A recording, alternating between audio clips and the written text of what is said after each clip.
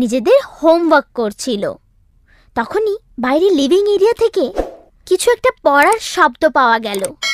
দাদা, এই living area দিয়ে কেমন শব্দগুলো আসছে? মনে হচ্ছে বাড়িতে চোর ঢুকেছে। চোর? এবার আমরা কি করব? বাড়িতে তো মা বাবাও নেই। আসতে বল, যদি চোর শুনে ফেলে তাহলে আমাদের দিকেও চুরি করে নিয়ে সাথে চলে যাবে। দাদা, আমাকে অনেক ভয় লাগছে। আমাকে চোরের সঙ্গে যাওয়ার নেই। তুই চিন্তা করিস না, আমি এক্ষুনি বাবাকে ফোন করছি। এই বলে মনীষ বাবাকে ফোন করলো, কিন্তু বাবার ফোন বন্ধ ছিল।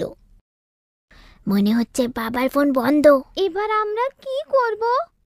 মনে হচ্ছে এবার আমাদেরকেই কিছু করতে হবে। কিন্তু কি? আমি কিছু একটা ভাবছি। এই বলে মনীষ ভাবতে শুরু করলো। তারপর কিছুক্ষণ ভাবার পর ও বলল, এবার আমাদেরকেই কিছু একটা করে এই চোরগুলোকে বাড়ি থেকে তাড়াতে হবে। কিন্তু কেমনি? যদি আমরা এদের বিশ্বাস করিয়ে দিই যে আমাদের সাথে বাড়িতে বড়রাও আছেন, তাহলে এরা অবশ্যই পালিয়ে যাবে। হ্যাঁ, এটা ঠিক হবে। চল আমার সাথে, আর যেমনটা আমি বলবো তেমনটাই করবি তুই।